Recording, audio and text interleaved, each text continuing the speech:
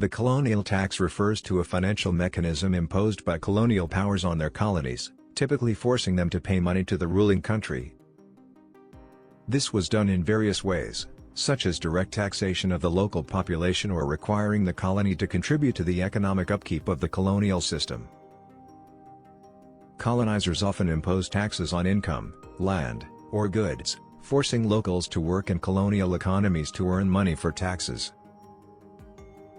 In some colonies, people had to work for free or provide resources instead of paying money.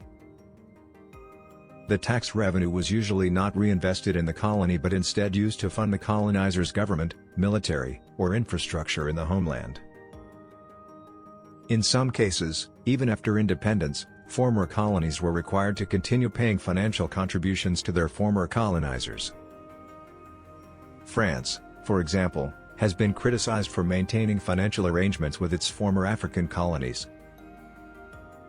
There are lingering economic structures and agreements, particularly with France, that are sometimes referred to as a colonial tax due to their exploitative nature. The French colonial tax allegations refer to the continued financial dependence of former French colonies on France, primarily through 1. The CFA franc system. 14 African countries still use the CFA franc, a currency pegged to the euro and controlled by France.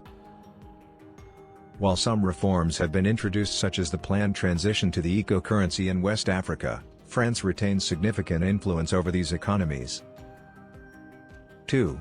Reserve obligations. Until 2019, CFA countries were required to deposit 50% of their foreign exchange reserves in the French treasury.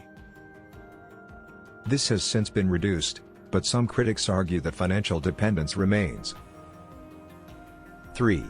Economic agreements. Many former French colonies are bound by trade agreements and military pacts that disproportionately benefit France. Some of the African nations historically tied to these financial structures include Benin, Burkina Faso, Côte d'Ivoire, Guinea-Bissau, Mali, Niger, Senegal, and Togo in West Africa, and Cameroon, Central African Republic, Chad, Republic of Congo, Equatorial Guinea, and Gabon in Central Africa. While the direct payment of a colonial tax is often debated, the economic dependencies created by colonial-era agreements still impact these nations today. Thanks for watching. Like, share, and subscribe.